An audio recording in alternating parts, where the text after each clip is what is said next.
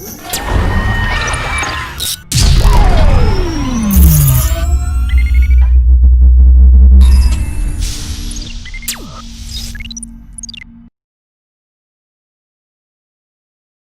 അപ്പോൾ നമ്മൾ find the consumption bundle on the budget line. അതിനു വേണ്ടി നമ്മൾ എന്ത് ചെയ്തു? അതാണ്ട് ഇവിടെ ഒരു ആൻസർ എഴുതിയിട്ടുണ്ട്. അപ്പോൾ ആ ബണ്ടിൽ എങ്ങനെയാണ് വന്ന? ഒന്ന് 00, 01, 02, 03, 05, 06 ഈ ലൈനിൽ കാണിക്കുന്ന എല്ലാം.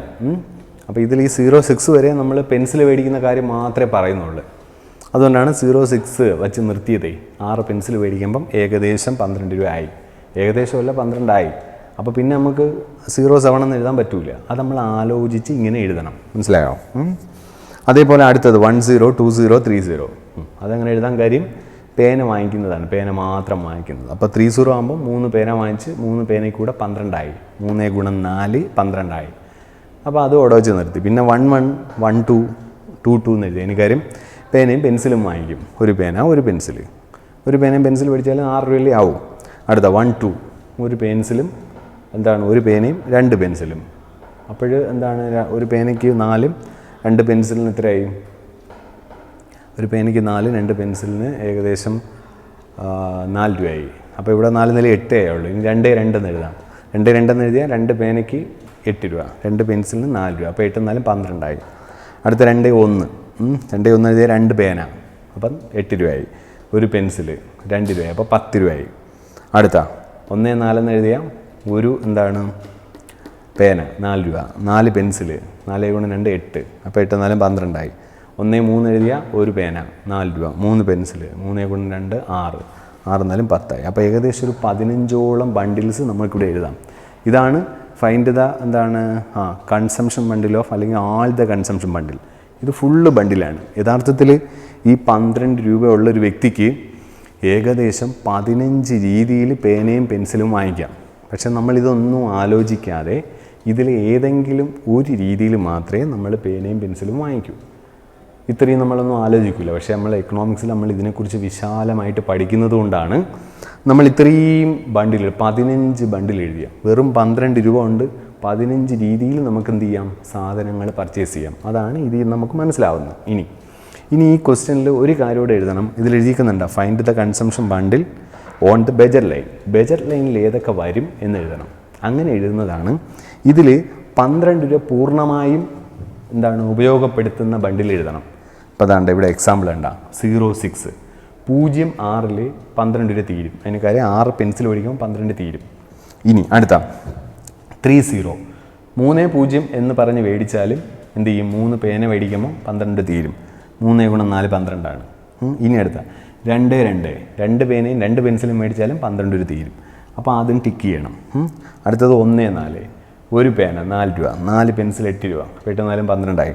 അപ്പോൾ 1, 4. അപ്പോൾ 4 ബണ്ടിലുകളിലാണ് എന്ത് സംഭവിക്കുന്നത്? ബഡ്ജറ്റ് ലൈനും അതിൻ്റെ ഇൻകവും തമ്മിൽ ഈക്വൽ ആവുന്നത്. ഓക്കെ, അല്ലെങ്കിൽ തന്നിരിക്കുന്ന അളവ് കൊണ്ട് മേടിച്ച അതിൻ്റെ ഇൻകവും ഈ അളവിടെ വിലയും തമ്മിൽ ഈക്വൽ ആവും. അത് പ്രത്യേകം എഴുതണം. അപ്പോൾ അതുകൊണ്ട് ഇതിൻ്റെ താഴെ പ്രത്യേകം എഴുതണം 06. ഓക്കെ, അടുത്ത 30. അടുത്തത് 22. അടുത്ത 14. കണ്ടോ? ഇതിങ്ങനെ എഴുതാനുള്ള കാരണം എന്ന് പറയുന്നത് എന്തുകൊണ്ടാണ്? 06 മേടിക്കുമ്പം 06 മേടിച്ചാൽ നമ്മളെ കയ്യിലുള്ള 12 രൂപയും തീരും. 30 മേടിച്ചാലും 12 രൂപയും തീരും. 22 എന്നും പറഞ്ഞുള്ള ബണ്ടിൽ മേടിച്ചാലും 12 രൂപയും തീരും. 14 എന്നുള്ള ബണ്ടിൽ മേടിച്ചാലും 12 രൂപയും തീരും. അപ്പോൾ 12 രൂപ തീരുന്ന ബണ്ടിലുകളുടെ പേരാണ് ബഡ്ജറ്റ് ലൈൻ, അല്ലെങ്കിൽ consumption bundle on the budget line. On the budget line ഇതൊക്കെയാണ് വരുന്നത്. ഇതെല്ലാ ബണ്ടിലും ഫുള്ള് ബണ്ടിലാണ് ഈ 15 എണ്ണം എഴുതിയത്. ഓക്കെ, അപ്പോൾ budget line on the budget line എന്നാണ്. ബണ്ടിൽ ഓൺ ദ ബഡ്ജറ്റ് ലൈൻ എന്ന് ചോദിച്ചാൽ ഇത് മാത്രം എഴുതിയാൽ മതി. ഇതെഴുതാൻ ഒരു കാരണമുണ്ട്. അതിന് കാര്യം നമ്മൾ അടുത്തത് അത് ചെയ്യും. ഓക്കെ, നമ്മൾ ഇത് വെച്ച് ചെയ്യും. അതിന് കാര്യം അടുത്ത മൂന്നാമത്തെ ക്വസ്റ്റ്യൻ എന്ന് പറയുന്നത് ഫൈൻഡ് ദ ഹൊറിസോണ്ടൽ ഇൻ്റർസെപ്റ്റ്. മൂന്നാമത്തെ ക്വസ്റ്റ്യൻ. ഇപ്പം നമ്മൾ 2 എണ്ണം അല്ലേ ഉള്ളൂ. അടുത്ത ക്വസ്റ്റ്യനാണ് find the horizontal intercept. Horizontal intercept. Okay, അടുത്ത ആ മൂന്നാമത്തെ ക്വസ്റ്റ്യൻ്റെ ഭാഗം തന്നെ find the vertical intercept. Okay, അതിൻ്റെ കൂടെ ഉള്ള തന്നെ എന്താണ്? Find the slope of the budget line. എന്താ ഇത് മൂന്നും ചോദിക്കും. ഇതിൻ്റെ മൂന്നിൻ്റെയും എന്തുവാണ് ആൻസർ എഴുതാൻ നമ്മൾ നേരത്തെ ഒരു പടം വരച്ച് നോക്കി എഴുതിയാൽ മതി. ആ പടം വരച്ചതിൽ എന്താണുള്ളത്? ഒന്ന് m/p1. ഹൊറിസോണ്ടൽ ഇൻ്റർസെപ്റ്റ് എന്താണ്? m/p1 ആണ്. ഹൊറിസോണ്ടൽ ഇൻ്റർസെപ്റ്റ് കാണുന്ന ഇക്വേഷനാണ് m/p1. അപ്പോൾ ഹൊറിസോണ്ടൽ ഇൻ്റർസെപ്റ്റ് എന്ന് വെച്ചാൽ ഒന്നാമത്തെ സാധനം എത്ര എണ്ണം വാങ്ങിക്കും എന്ന് കണ്ടെത്തുന്ന ഇക്വേഷനാണ് ഹൊറിസോണ്ടൽ ഇൻ്റർസെപ്റ്റ്. അതാണ് m/p1. അപ്പോൾ m/p1 ചോദിക്കുമ്പോൾ നമുക്ക് ഒന്നാമത്തെ സാധനം എത്ര എണ്ണം വാങ്ങിച്ചു എന്ന് അറിയാം. അപ്പോൾ m/p1 is equal to m എന്നുള്ള 12, p1 എന്നുള്ള 4. അപ്പോൾ സമം എത്രയാണ്? 3. അപ്പോൾ ഒന്നാമത്തെ സാധനം നമ്മൾ വാങ്ങിച്ചാൽ എന്താണ്? 3 എണ്ണേ വാങ്ങിക്കാൻ പറ്റും. അതിനാണ് നമ്മൾ എന്താ 30 എന്നൂടെ എഴുതിയേക്കുന്നുണ്ട്. 30 അത് തന്നെയാണ് അത്. മനസ്സിലായോ? അപ്പോൾ ഒന്നാമത്തെ സാധനം 12 രൂപ കൊണ്ട് ഒന്നാമത്തെ സാധനം മാത്രം വാങ്ങിച്ചാൽ 3 എണ്ണം വാങ്ങിക്കാം. ഇനി വെർട്ടിക്കൽ ഇൻ്റർസെപ്റ്റിൻ്റെ ഇക്വേഷൻ നമ്മൾ നേരത്തെ പടം വരച്ചതിലുള്ളതാണ് m/p2. അപ്പോൾ 12/p2 എന്ന് പറയുന്നത് 2ആണ്. ഓക്കെ, അപ്പോൾ എത്രയാവും? 6. രണ്ടാമത്തെ സാധനമാണ് നമ്മൾ മേടിക്കുന്നെങ്കിൽ 6 എണ്ണം വാങ്ങിക്കാം. അതാണ് ദാണ്ട ഇവിടെ ഉണ്ട് 06 വന്നിട്ടുണ്ട്. 06 ഈ 6 ആണ് അവിടെ എഴുതിയേക്കുന്നത് നമ്മൾ. ഇനി അടുത്ത slope of the budget line ആകുമ്പോൾ എന്ത് ചെയ്യണം? Slope of the budget line ആകുമ്പോൾ മൈനസ് എന്താണ്? p1/p2. ഓക്കെ, അപ്പോൾ -p1 എന്നുള്ളത് -4 എത്രയാണ്? 2. ഓക്കെ, അപ്പോൾ -4/2 ആകുമ്പം -2 എന്താണ് എന്ന് വരും. മനസ്സിലായോ? -p1/p2 അല്ലേ? അപ്പോൾ അതിൻ്റെ ആൻസർ എന്ത് വരും? Slope of the budget line എന്തുവാണ്? അങ്ങനെ വരും. ഓക്കെ, മനസ്സിലായല്ലോ? അപ്പോൾ എന്തൊക്കെയാണ് നമ്മൾ ഫൈൻഡ് ദ ഹൊറിസോണ്ടൽ ഇൻ്റർസെപ്റ്റ് കണ്ടു, വെർട്ടിക്കൽ ഇൻ്റർസെപ്റ്റ് നമ്മൾ കണ്ടു, സ്ലോപ്പ് ഓഫ് ദ ബജറ്റ് ലൈനും കണ്ടു. ഇനി നാലാമത്തെ ക്വസ്റ്റ്യൻ എന്ന് പറയുന്നത് draw the budget line. Draw the budget line ഉണ്ടോ? ഇതിൽ ആ ഡയഗ്രാം വരയ്ക്കണം. നമ്മൾ പഠിച്ചത് വെച്ചുകൊണ്ട് ഡയഗ്രാം വരയ്ക്കണം. എന്ന് വെച്ചാൽ നമുക്ക് ഈ തന്ന വാല്യൂ വെച്ചുകൊണ്ട്, ആ വാല്യൂ ആണിത് 06, 30, 22, 14. ഇത് വെച്ചുകൊണ്ട് ഈ അണ്ടർലൈൻ ചെയ്തിരിക്കുന്ന വെച്ചുകൊണ്ടാണ് നമ്മളിവിടെ പടം വരയ്ക്കുന്നത്. ഈ 4 എണ്ണം ഉണ്ടെങ്കിലേ നമുക്ക് പടം വരയ്ക്കാൻ പറ്റൂ. ഈ 15 എണ്ണം വേണ്ട, ഇത് മതി ഇത് വരയ്ക്കാൻ. അപ്പോൾ അതിൽ അതേപോലെ ഒരു ഹൊറിസോണ്ടൽ സൈഡും ഒരു വെർട്ടിക്കൽ സൈഡും വേണം. പിന്നെ ഹൊറിസോണ്ടലിൽ എപ്പോഴും എന്തായിരിക്കും? ഗുഡ് 2 ആയിരിക്കും. വെർട്ടിക്കലിൽ എപ്പോഴും ഗുഡ് 1 ആയിരിക്കും. ഓക്കെ, ഹൊറിസോണ്ടലിൽ ഗുഡ് 2ഉം വെർട്ടിക്കലിൽ എന്തുമായിരിക്കും? ഗുഡ് 1ഉം ആയിരിക്കും കേട്ടോ. ഇനി നമ്മൾ ചെയ്യാൻ പോണത് ഇതിൻ്റെ ഡയഗ്രാം വരയ്ക്കുകയാണ്. അപ്പോൾ ഹൊറിസോണ്ടലിലും വെർട്ടിക്കലും എത്ര സംഖ്യ വരെ വരും എന്ന് നമുക്കറിയാൻ ഹൊറിസോണ്ടൽ ഇൻ്റർസെപ്റ്റ് എത്രയാണ്? ആൻസർ 3 ആണ്. അപ്പോൾ ഇവിടെ 3 വരെ വന്നാൽ മതി. മനസ്സിലായല്ലോ? അപ്പോൾ എന്തുവാണ്? അപ്പോൾ നിങ്ങൾക്ക് മനസ്സിലാക്കേണ്ടത് ഹൊറിസോണ്ടൽ ഇൻ്റർസെപ്റ്റ് എത്രയാണ്? 3 ആണ്. അപ്പോൾ എന്ത് ചെയ്യണം? 3 വരെ ഇവിടെ വരണം. അപ്പോൾ ഇവിടെ 1, ഇവിടെ 2, ഇവിടെ 3 വരെ എഴുതിയാൽ മതി. ഇനി വെർട്ടിക്കൽ ഇൻ്റർസെപ്റ്റ് എത്രയാണ്? ആൻസർ 6 ആണ്. അപ്പോൾ ഇവിടെ 6 വരെ വരണം. ഓക്കെ, അപ്പോൾ ഇവിടെ ചെറുതായിട്ട് എഴുതിയത് 1, 3, 4, 5, 6 ഉണ്ടോ? 6 വരെ വരണം. അപ്പോൾ നിങ്ങൾക്ക് ഞാൻ പറയുന്ന കത്തുന്നുണ്ടല്ലേ? എന്തോ പറഞ്ഞത്? ഈ ബജറ്റ് ലൈൻ വരയ്ക്കാൻ നമുക്കൊരു എക്സ് അക്ഷത്തിലൊരു പോയിൻ്റ് വേണം, വൈ അക്ഷത്തിലൊരു പോയിൻ്റ് വേണ്ടേ? അതറിയാൻ ഹൊറിസോണ്ടൽ ഇൻ്റർസെപ്റ്റ് എത്രയെന്ന് നോക്കുക. അപ്പോൾ അതിൻ്റെ ആൻസർ 3 ആണെങ്കിൽ ഇവിടെ വരേണ്ട ഏതാണ്? Horizontal intercept 3. അപ്പോൾ ഹൊറിസോണ്ടൽ ഇൻ്റർസെപ്റ്റ് എന്ത് ചെയ്യുക? ഇവിടെ 3, അതാണ്ട് ആൻസർ 3 ആണ്. Vertical intercept 6. ഓക്കെ, അപ്പോൾ എന്നിട്ട് നിങ്ങൾ ചെയ്യേണ്ടത് ഈ 6ൽ നിന്ന് 3ലോട്ട് എന്ത് ചെയ്യുക? ഒരു ലൈനും ഇട്ടാൽ മതി. ഈ 6ൽ നിന്ന് ആ 3ലോട്ട് ഒരു ലൈൻ ഇട്ടാൽ മതി. ഈ വരച്ച ലൈനിൻ്റെ പേരാണ് എന്ത് ലൈൻ? ബജറ്റ് ലൈൻ എന്ന് പറയും. ഓക്കെ, ഇതിൽ കണ്ട ഈ പോയിൻ്റാണ് നമ്മൾ ഈ 6 കിട്ടിയ പോയിൻ്റാണ് എന്ത്? Vertical intercept. കണ്ടോ? ഇവിടെ ഇല്ലേ നമ്മൾ മറ്റതിൽ വെർട്ടിക്കൽ ഇൻ്റർസെപ്റ്റ് എന്ന് എഴുതിയത് ബജറ്റ് ലൈനിൽ. ഇനി ഹൊറിസോണ്ടൽ ഇൻ്റർസെപ്റ്റ് എന്ന് പറയുന്നത് എന്താണ്? ഈ 3 കണ്ട് ഈ പോയിൻ്റാണ് ഹൊറിസോണ്ടൽ ഇൻ്റർസെപ്റ്റ്. ഓക്കെ, ഇവിടെയാണ് നമ്മൾ യഥാർത്ഥത്തിൽ എന്ത് എഴുതിയത്? നേരത്തെ m/p2 എന്ന് എഴുതിയത്. ആ M/P2 അല്ലയുടെ 6 കിട്ടി കണ്ടോ, ആ M/P2 ആണ് 6. ഇനി അടുത്തത് ഇവിടെ നമ്മൾ എഴുതിയത് M/P1 എന്നാണ്, ആ ബെജർ ലൈൻ്റെ പടം വരച്ചപ്പോഴേ നേരത്തെ. അപ്പോൾ M/P1 ആണ് എന്ത് കണ്ടോ 3 കണ്ടോ, അതേപോലെ വരുന്നുണ്ടോ. ഇനി നമ്മൾ ചെയ്യേണ്ടത് ഇതിൽ ഈ ബണ്ടിലുകൾ എഴുതി വയ്ക്കണം. കണ്ട് ഇവിടെ 06 അല്ല എഴുതേണ്ട, അപ്പോൾ അതുകൊണ്ട് ഈ 6ൻ്റെ നേരെ 06. അതെന്തിനാണ് നമ്മൾ 06 ഒന്ന് അവിടെ എഴുതി വെച്ചത് എന്ന് വെച്ചാൽ ഒന്നാമത്തെ സാധനം 0 മേടിക്കുന്നില്ല, രണ്ടാമത്തെ സാധനം എന്ത് ചെയ്തു 6 എണ്ണം വാങ്ങിച്ചു, അതിനാണ് 06. രണ്ടാമത്തെ സാധനമായ പെൻസിൽ 6 എണ്ണം വാങ്ങിച്ചു എന്നാണ്. ഇനി അടുത്തത് പിന്നെ അടുത്ത ബണ്ടിൽ എന്താണ് 30. ഇവിടെ എന്ത് ചെയ്യുക 30 എന്ന് എഴുതുക ഇവിടെ ബണ്ടിൽ. അതിന് കാര്യം രണ്ടാണ്, ഒന്നാമത്തെ സാധനം നമ്മൾ 3 എണ്ണേ വാങ്ങിച്ചുള്ളൂ, 3 പേന വാങ്ങിക്കുമ്പോൾ 12 രൂപയും തീരും. അതുകൊണ്ടാണ് അവിടെ 30 എന്ന് എഴുതിയേക്കുന്നത്. ഇവിടെ 06 എന്ന് എഴുതിയാൽ 6 പെൻസിൽ മേടിക്കുമ്പോൾ 12 രൂപയും തീരും. ഇനി അടുത്ത ഏതൊക്കെ ഉണ്ട് 30 ഉണ്ട്, അടുത്ത 22 ഉണ്ട്. അപ്പോൾ 22 ആകുമ്പോൾ എന്താണ്ട് ഇവിടെ ഈ 22ൻ്റെ നേരെ ഒരു എന്ത് ചെയ്യുക ഇങ്ങനെ വരയ്ക്കുക 22, എന്നിട്ട് ഇവിടെ 22 എന്ന് എഴുതുക.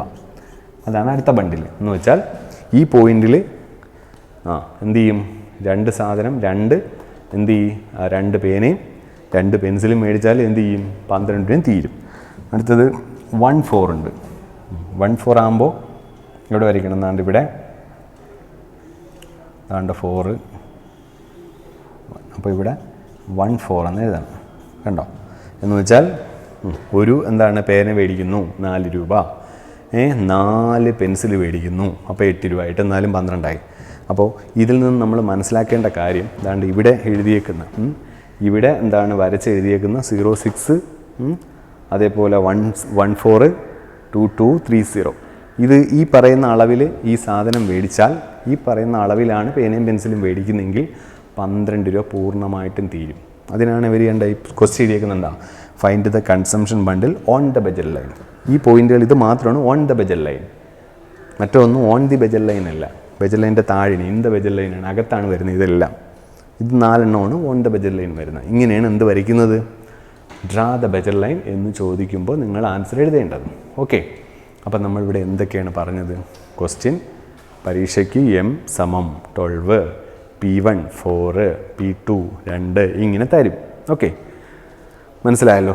അപ്പോൾ ഇതിൽ M എന്ന് വെച്ചാൽ ഒരാളിൻ്റെ വരുമാനം, P1 എന്ന് വെച്ചാൽ ഒന്നാമത്തെ സാധനത്തിൻ്റെ വില, P2 എന്ന് വെച്ചാൽ രണ്ടാമത്തെ സാധനത്തിൻ്റെ വില.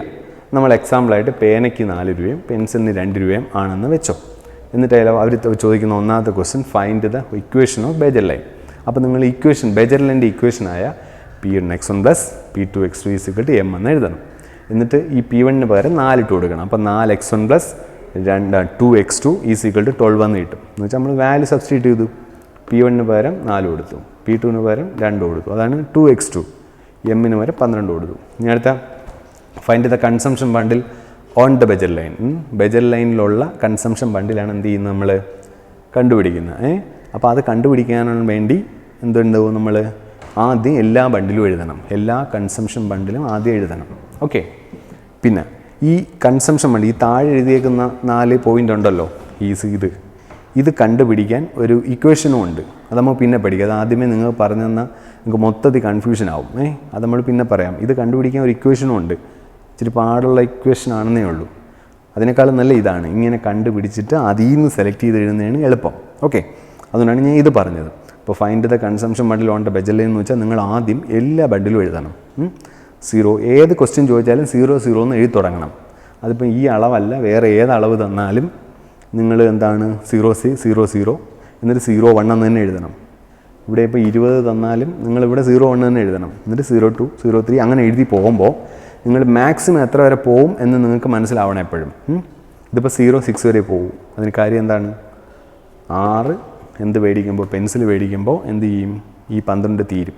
പക്ഷേ ഇവിടെ 20 ആയിരുന്നെങ്കിൽ നമുക്കിവിടെ എഴുതി എന്ത് വരെ പോകാമായിരുന്നു, ഇവിടെ 20 ആയിരുന്നെങ്കിൽ 010 വരെ പോകാമായിരുന്നു. മനസ്സിലായോ? നമ്മളിവിടെ 12 ആയതുകൊണ്ടാണ് ഇവിടെ 06 നിർത്തിയത്. അതേപോലെ എല്ലാം നമ്മൾ നേരത്തെ പറഞ്ഞ പോലെ നിങ്ങൾ എഴുതിയാൽ മതി. ഇനി ഇതെന്താ എഴുതിയേക്കുന്നത് ഇവിടെ 0, ഈ പ്രത്യേകം എടുത്ത് എഴുതിയ എന്തുവാണ്, അത് നമ്മൾ എന്ത് ചെയ്യും, ഇതിൽ 12 രൂപ തീരുന്ന ബണ്ടിൽ മാത്രമേ എടുക്കും. ഇപ്പോൾ 06 12 തീരും, 30 12 രൂപ തീരും, ഉണ്ടോ, 22 12 രൂപയും തീരും, 14 അതും 12 തീരും. ഇതെല്ലാം തീരുന്ന ബണ്ടിലാണ്. ഓക്കെ, ഇനി അടുത്ത question find the horizontal intercept എന്ന് ചോദിക്കും. ഹൊറിസോണ്ടൽ ഇന്റർസെപ്റ്റിൻ്റെ ഇക്വേഷനാണ് m/p1 ഉണ്ടാവും. അപ്പോൾ 12/4 അപ്പോൾ 3 എന്ത് ഹൊറിസോണ്ടൽ ഇന്റർസെപ്റ്റ്. അത് നമ്മൾ മനസ്സിലാക്കേണ്ടത് നമ്മൾ ഒന്നാമത്തെ സാധനം 12 രൂപയ്ക്ക് ഒന്നാമത്തെ സാധനം വാങ്ങിച്ചാൽ 3 വാങ്ങിക്കാം, 3 പേന വാങ്ങിക്കാം എന്നാണ്. അടുത്ത ഫൈൻഡ് ദ വെർട്ടിക്കൽ ഇന്റർസെപ്റ്റ്, അതാണ് m/p2. അപ്പോൾ അതിൻ്റെ ആൻസർ 6. അതിന് കാരണം എന്തുവാണ്? അതിന് എന്താ നമ്മൾ മനസ്സിലാക്കേണ്ടത്?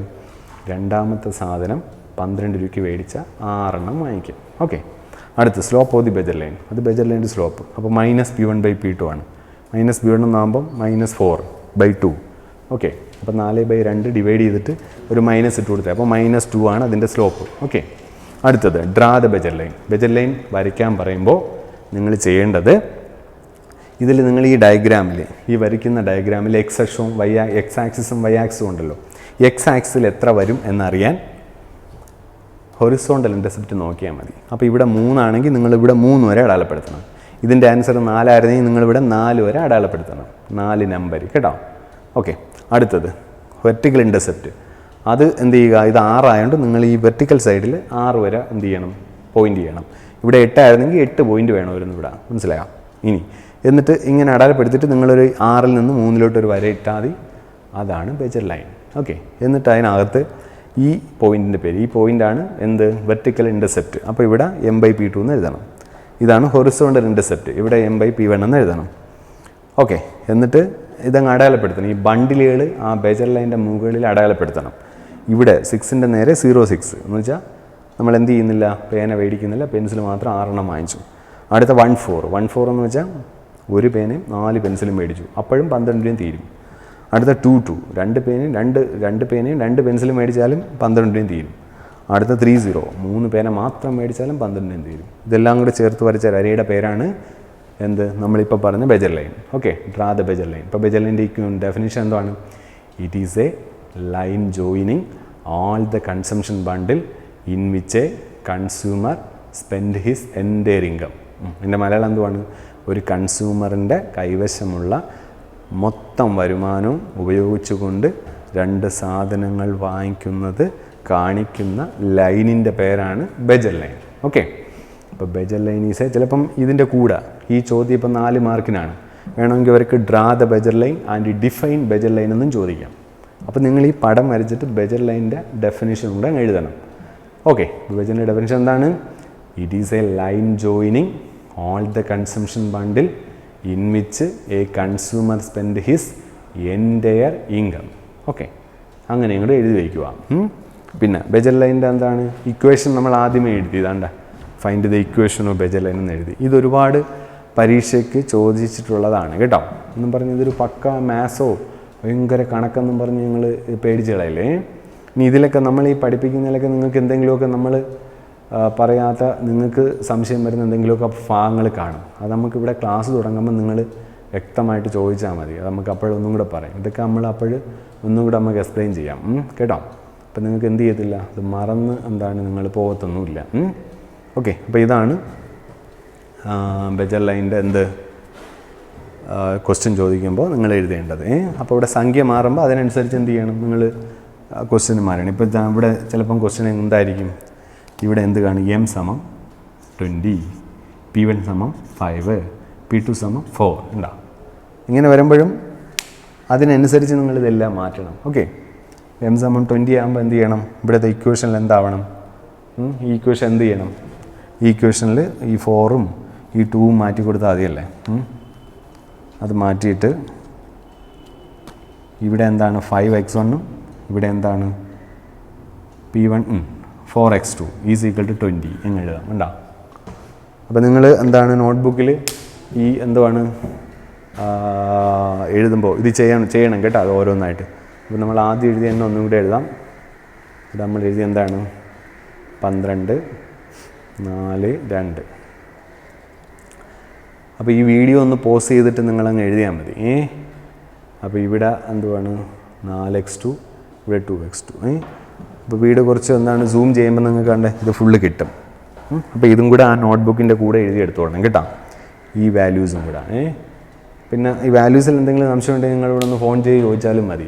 അപ്പോൾ ഓക്കെ. നമ്മൾ അടുത്ത പഠിക്കുന്നത് changes in budget line, budget ലൈനിൻ്റെ മാറ്റങ്ങൾ. അപ്പോൾ ഇതിനകത്ത് പ്രോബ്ലം ഒന്നുമില്ല. ഇതിൽ ടേബിൾ വരച്ച് പടവും വരച്ച് 2 പാരഗ്രാഫായിട്ട് എഴുതണം. എന്താണ് changes in budget line, budget രേഖയിലെ മാറ്റങ്ങൾ. ബ്രാക്കറ്റിനകത്ത് ഇൻകം ചേഞ്ചസ് എന്ന് എഴുതിയേക്കുന്നുണ്ടാ എന്ന് വെച്ചാൽ വരുമാനത്തിൻ്റെ മാറ്റം മൂലം ബജറ്റ് ലൈൻ മാറുന്നതാണ് നമ്മൾ ഈ പഠിക്കുന്നത്. Changes in budget line due to income changes. പരീക്ഷയ്ക്ക് അതേപോലെ ചോദിക്കും, 4 മാർക്കിന് ചോദിക്കും. Changes in budget line due to income changes എന്ന് ചോദിക്കും. അപ്പോൾ നിങ്ങളിങ്ങനെ ടേബിൾ വരച്ച് ഈ ടേബിൾ കംപ്ലീറ്റ് ചെയ്തിട്ട് 2 പാരഗ്രാഫായിട്ട് എഴുതണം. ഓക്കെ. അപ്പോൾ നമ്മളിവിടെ പറയാൻ പോകുന്നത് ഒരാളിൻ്റെ വരുമാനം കൂടുമ്പോൾ അയാൾ ഇങ്ങനെ സാധനം പർച്ചേസ് ചെയ്യും, കുറയുമ്പോൾ എങ്ങനെ പർച്ചേസ് ചെയ്യും. ഇപ്പോൾ ഒരാളുടെ വരുമാനം 500 ആയിരുന്നു എന്ന് വിചാരിക്കുക, പെട്ടെന്ന് അത് കൂടി 1000 ആയി. അങ്ങനെ സംഭവിക്കുന്നതാണ് നമ്മളിതാ ഇവിടെ പറയാൻ പോകണം. ഇതിൻ്റെ ഫസ്റ്റ് കോളത്തിൽ. അപ്പോൾ അതുകൊണ്ട് ഇവിടെ ഫസ്റ്റ് കോളത്തിൽ ചേഞ്ചസ് എഴുതിയിട്ടുണ്ട്.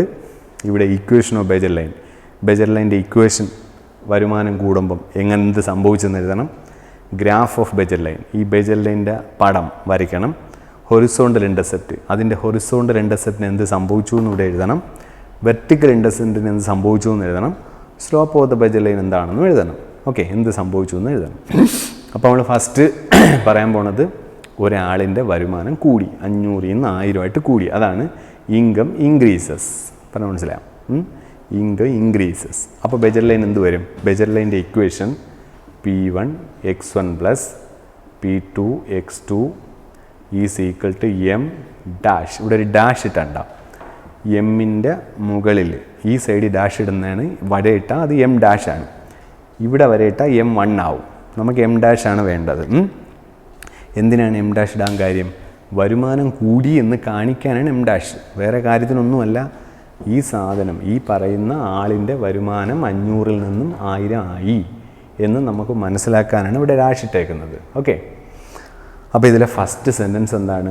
When the income of a consumer increases എന്ന് വെച്ചാൽ ഒരു ഉപഭോക്താവിൻ്റെ വരുമാനം കൂടുമ്പോൾ the equation of the budget line will be, budget ലൈൻ്റെ equation P1 x1 plus P2 x2 is equal to M. നമ്മൾ ഈ ടേബിൾ വരച്ചിട്ട് നമ്മളിതിനെ പാരഗ്രാഫായിട്ട് എഴുതൂലേ? അപ്പോൾ അങ്ങനെ എഴുതുമ്പോൾ ഈ സെൻറ്റൻസാണ് എഴുതേണ്ടത്. അത് നോട്ടിലും ഇങ്ങനെ തന്നെ വരും. അപ്പോൾ നിങ്ങൾക്ക് നോട്ട്സിലുള്ള അതേ സെൻറ്റൻസ് തന്നെയാണ് ഞാൻ പറയുന്നത്. അപ്പോൾ നിങ്ങൾക്ക് പഠിക്കാനും മനസ്സിലാക്കാനും എളുപ്പമാണ്. ഓക്കെ. അപ്പോൾ ഫസ്റ്റ് സെൻറ്റൻസ് എന്താ ഇവിടെ പറയേണ്ടത്? When the income of a consumer increases. Okay. The equation of the budget line will be P1 x1 plus P2 x2 is equal to M dash. Okay. ഇനി graph of the budget line ആണ്. എന്ന് വെച്ചാൽ ഇത് വരുമാനം കൂടിയല്ലോ. അപ്പോൾ വരുമാനം കൂടുമ്പം budget line എങ്ങോട്ട് പോകും? ഇതിന് നിങ്ങൾ അളവൊന്നും നോക്കണ്ട. ഓക്കെ. ഈ ഗ്രാഫ് വരയ്ക്കുമ്പോൾ ഇതിന് നമ്മൾ നേരത്തെ പ്രോബ്ലം ചെയ്ത പോലെ അളവൊന്നും വേണ്ട. ഇവിടെ എത്ര നമ്പർ വരും, അവിടെ എത്ര നമ്പർ ഒന്നുമില്ല കേട്ടോ. ഇവിടെ എന്ത് വരും? ഇവിടെ ഗുഡ് എന്താണ് 2ഉം ഇവിടെ ഗുഡ് 1ഉം അങ്ങനെ എഴുതിയിരുന്നാൽ മതി. എന്നിട്ട് ആദ്യം ഒരു ലൈൻ ഇവിടെ ഇങ്ങനെ ഇട്ടേക്കണം. ഇതാണ് ബജറ്റ് ലൈൻ. ഇനി ഈ ബജറ്റ് ലൈൻ എന്ത് ചെയ്തു? വരുമാനം കൂടുമ്പം വേണ്ട ഒരു ഡോട്ടഡ് ലൈൻ ഇടണം അതിൻ്റെ അപ്പുറത്തോട്ട്. ഓക്കെ. ഈ പോയിൻ്റ് M/, എന്താണ് P2, നമ്മൾ മറ്റേത് എഴുതിയ പോലെ. ഈ പോയിൻ്റ് M/P1. അപ്പോൾ ഈ ബന്ധമുള്ള അണ്ട് ഈ പോയിൻ്റ് എന്ന് വെച്ചാൽ ഈ ഡോട്ടഡ് ലൈനിൻ്റെ പോയിൻ്റ് M'/P2 എന്നാവും. അതിനാണ് അങ്ങനെ ഇട്ടത്. അങ്ങനെ ഇടാൻ കാര്യം വരുമാനം കൂടിയില്ലേ? വരുമാനം കൂടുമ്പോൾ M എന്നുള്ള M' ആയി. ഇനി ഇവിടെ എന്ത് വരും? അപ്പം ഇവിടെ M'/P1 എന്ന് എഴുതും. മനസ്സിലായോ? അതതിൻ്റെ താഴെ എഴുതിയാലും മതി, ഇവിടെ എഴുതി വെച്ചാലും മതി. ഓക്കെ. അപ്പോൾ നിങ്ങൾക്ക് മനസ്സിലായല്ലോ നമ്മൾ എന്തൊക്കെയാണ് അവിടെ എഴുതിയത്. അല്ലെങ്കിൽ നമുക്ക് ഈ പോയിൻ്റുകൾ എന്ത് ചെയ്യുക? ഇപ്പുറത്തോട്ട് എഴുതാം. അല്ലെങ്കിൽ നിങ്ങളതിന് അകത്തുള്ളതാണെന്ന് നിങ്ങൾ വിചാരിക്കത്തില്ലേ? ഇവിടെ എഴുതാം. ഇവിടെ എന്താ എഴുതേണ്ടത്? M'/P2. ഇവിടെ M'/P1. ഇതിൽ നമ്മൾ മനസ്സിലാക്കേണ്ടത് അയാളെ വരുമാനം കൂടി. ഈ ആരോ മാർക്ക് അതിനുള്ളതാണ്. വരുമാനം കൂടുമ്പോൾ അയാൾ എന്ത് ചെയ്യും? കൂടുതൽ സാധനങ്ങൾ പർച്ചേസ് ചെയ്യും. ഓക്കെ. അതിനാണ്, അത് കാണിക്കാനാണ് നമ്മളിവിടെ എന്ത് എഴുതിയത്? ഈ ടേബിളിൽ ഇൻകം ഇൻക്രീസ് എന്ന് എഴുതിയത്. അപ്പോൾ ഇവിടെ പറയേണ്ട എന്തുവാണ്? When the income of a consumer increases. കൺസ്യൂമറിൻ്റെ ഇൻകം കൂടുമ്പോൾ. the equation of the Bezier line will be P1 x1 plus P2 x2 is equal to m dash. Okay. അടുത്ത സെൻറ്റൻസ് പറയേണ്ടത് the graph of the Bezier line become Bezier ലൈൻ്റെ graph എന്താണ് become എന്ത് സംഭവിച്ചു Bezier ലൈൻ്റെ ഗ്രാഫിന് അല്ലെങ്കിൽ the graph of the Bezier line has a rightward shift to എന്താണ് അതിൻ്റെ എന്ത് ചെയ്തു അതിൻ്റെ ഈ പറയുന്ന എന്തുവാണ് ലൈൻ വലത്തേക്ക് മാറി എന്ന് പറഞ്ഞാലും മതി. The graph of the Bezier line has a rightward shift to എന്താണ് അല്ലെങ്കിൽ എന്താണ് അപ്വേർഡ്സ് ടു ദ റൈറ്റ് എന്ന് പറഞ്ഞാലും മതി. അത് വലത്തേക്ക് പോയെന്ന് പറഞ്ഞാൽ മതി. അപ്പോൾ ഈ സൈഡ് എന്താണ് ഈ പോയിൻ്റ് ഈ വെർട്ടിക്കൽ ഇൻ്റർസെപ്റ്റ് m/p2 ആയിരുന്നത് ഈ പോയിൻ്റ് ആകുമ്പോൾ m'/p2 ആവും. ഇനി ഇവിടെ m/p1 ആയിരുന്നത് ഇവിടെ വരുമ്പോൾ m'/p1 എന്നാവും. എന്ന് വെച്ചാൽ വരുമാനം കൂടുമ്പം അയാൾ ഈ രണ്ട് സാധനങ്ങളും കൂടുതൽ പർച്ചേസ് ചെയ്യും എന്ന് കാണിക്കാനാണ് നമ്മൾ അങ്ങനെ പറയുന്നത്. ഓക്കെ. അപ്പോൾ ഇപ്പോൾ 3 സെൻറ്റൻസായി. When the income of a consumer increases the equation of the Bezier line will be P1 x1 plus P2 x2 is equal to m dash. അടുത്ത the graph of the Bezier line has a rightward shift to എന്താണ് shift to എന്താണ് rightward shift to എന്ത് ചെയ്തു rightward shift graph of the Bezier line has a rightward shift. Bezier ലൈൻ്റെ graph എന്ത് ചെയ്തു വലത്തേക്ക് മാറി. ഓക്കെ. Bezier ലൈൻ ഈ സൈഡിൽ നിന്ന് അങ്ങോട്ട് മാറി. അപ്പോൾ വരുമാനം കൂടുമ്പോൾ Bezier ലൈൻ എന്ത് ചെയ്യും വലത്തേക്ക് മാറും. ആ റൈറ്റ്വേർഡ് ഷിഫ്റ്റാണ് നമ്മളിവിടെ പറയുന്നത്. ഓക്കെ, മനസ്സിലായല്ലോ. ഇനി അടുത്തത് ഹൊറിസോണ്ടൽ ഇൻ്റർസെപ്റ്റിന് എന്ത് സംഭവിച്ചു എന്ന് എഴുതാം. എന്നാണ്ട് ഈ സൈഡിന് എന്ത് സംഭവിച്ചു ഈ സൈഡ് എന്ത് ചെയ്തു ഇവിടെ നിന്ന് അങ്ങോട്ട് പോയില്ലേ വെളിയിലോട്ട് പോയി. അപ്പോൾ വെളിയിലോട്ട് പോയാൽ അവിടെ എഴുതേണ്ടത് ഇൻക്രീസസ് എന്ന് എഴുതണം. അപ്പോൾ Bezier ലൈൻ്റെ ഗ്രാഫിന് എന്ത് ചെയ്തു ഇൻക്രീസ് ചെയ്തു. അപ്പോൾ അടുത്ത സെൻറ്റൻസ് അതാണ് the horizontal intercept of the Bezier line increases. ഈ സൈഡ് ഇൻക്രീസ് ചെയ്തു. അടുത്ത വെർട്ടിക്കൽ ഇൻ്റർസെപ്റ്റ് എന്ത് ചെയ്തുകൊണ്ട് ഇവിടെ നിന്ന് മുകളിലോട്ട് പോയപ്പോൾ കൂടി. അതുകൊണ്ട് ഇവിടെ എഴുതേണ്ടത് അത് തന്നെ എന്താണ് വെർട്ടിക്കൽ ഇൻ്റർസെപ്റ്റ് ഇൻക്രീസസ്. ഇത് രണ്ടും കൂടെ ചേർന്ന് ഒറ്റ സെൻറ്റൻസ് പറയാം. Both the horizontal intercept and the vertical intercept increases. Horizontal ഇൻ്റർസെപ്റ്റും വെർട്ടിക്കൽ ഇൻ്റർസെപ്റ്റും കൂടി. ഇവിടെയും കൂടി അവിടെയും കൂടി. അടുത്ത slope of the Bezier line എന്ത് സംഭവിച്ചു slope of the Bezier line എന്ന് വെച്ചാൽ ഇതിൻ്റെ ചരിവ് മാറിയാണ്. ചരിവ് മനസ്സിലായോ. അപ്പോൾ ഫോർ എക്സാമ്പിളായിട്ട് എന്തുവാണ് നമ്മൾ എന്താണ്ട ഇവിടെ ഒരു ലൈൻ വരയ്ക്കാം. ഇതൊരു എന്താണ് ലൈനാണ്. അപ്പോൾ ഈ ലൈനിൻ്റെ കൂടെ ഇവിടെ അതിൻ്റെ നേരെ അതിന് പാരലായിട്ട് ഒരു ലൈൻ ഇട്ടാൽ അതിൻ്റെ സ്ലോപ്പ് മാറുന്നില്ല.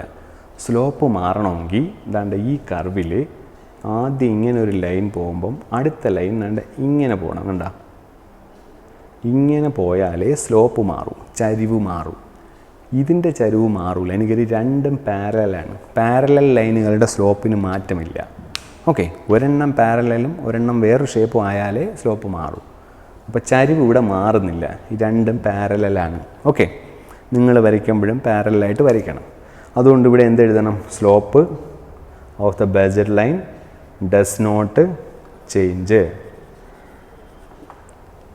ഓക്കെ, ഡസ് നോട്ട് ചേഞ്ച് എന്നെഴുതണം. അപ്പോൾ എന്തൊക്കെയാണ് നമ്മൾ ഈ പാരഗ്രാഫായിട്ട് പറയേണ്ടത്? അപ്പോൾ കണ്ട ഒരെണ്ണമായി. അപ്പോൾ ഈ ടേബിൾ വരച്ചിട്ടാണ് ആ പാരഗ്രാഫ് എഴുതേണ്ടത്. എന്താ എഴുതേണ്ടത്? ചേഞ്ചസ് ഇൻ ഇൻകം എന്താണ് changes in Bezier line due to income change എഴുതുക. അതാണ് ചോദ്യം. എന്നിട്ട് എഴുതേണ്ടത് വെൻ എന്താണ് the income of a consumer increases the equation of the Bezier line എന്താണ് will be P1 x1 plus P2 x2 is equal to m dash. Okay, അടുത്ത രണ്ടാമത്തെ sentence the graph of the Bezier line has a rightward shift. Okay, അല്ലെങ്കിൽ the graph of the Bezier line shift to rightward അങ്ങനെ പറഞ്ഞാലും മതി. The graph of the Bezier line shift to rightward. അപ്പോൾ അതിൻ്റെ vertical ഇൻ്റർസെപ്റ്റും അങ്ങോട്ട് പോകും, അതിൻ്റെ horizontal ഇൻ്റർസെപ്റ്റും അങ്ങോട്ട് പോകും. അപ്പോൾ അടുത്ത സെൻറ്റൻസ് അതാണ് both the horizontal intercept and the vertical intercept of the Bezier line increases. ഇത് രണ്ടും കൂടെ ചേർത്ത് നമ്മൾ ഒന്നിച്ച് പറഞ്ഞു. അടുത്ത the slope of the Bezier line become അല്ലെങ്കിൽ the slope of the Bezier line does not change. Bezier ലൈൻ്റെ സ്ലോപ്പ് എന്ത് ചെയ്യുന്നില്ല, മാറുന്നില്ല. ഉണ്ടോ? അപ്പോൾ ഒരു പാരഗ്രാഫായി. അപ്പോൾ നമുക്ക് ഈ പാരഗ്രാഫ് എഴുതുന്നതും ഞാൻ ഇപ്പോൾ പറഞ്ഞ പോലെ തന്നെ ടേബിൾ ഇങ്ങനെ വരച്ചിട്ട് എഴുതണം. ഓക്കെ, ഇപ്പോൾ എളുപ്പമില്ലേ ഇത്? അല്ലാതെ ഇത് നമ്മൾ തിയറി മാത്രമായിട്ട് പഠിച്ചാൽ ഇത് ഭയങ്കര പാടാണ്. ഈ ടേബിൾ വരയ്ക്കുമ്പോൾ നമുക്ക് എളുപ്പമാവും. ഓക്കെ, ഇനി ഇതേപോലെ ഞാൻ ഇത് തീർന്നിട്ട് ഒന്നും കൂടി ഇത് പറയാം. ഇതേപോലെ നമ്മൾ അടുത്ത് പറയുന്നതാണ് ഇൻകം എന്ത് ചെയ്യുന്നത്, ഡിക്രീസ് ചെയ്യുന്നുണ്ട്. ഇൻകം ഡിക്രീസ് ചെയ്യുന്നു. ഓക്കെ, അപ്പോൾ അതിലും അങ്ങനെ സംഭവിക്കും. ഇത് പറഞ്ഞ അതേ ഫോർമാറ്റ് തന്നെയാണ് നമ്മൾ അതും പറയാൻ പോകണം. ഓക്കെ, അപ്പോൾ നിങ്ങൾക്ക് പഠിക്കാൻ എളുപ്പമായിരിക്കും.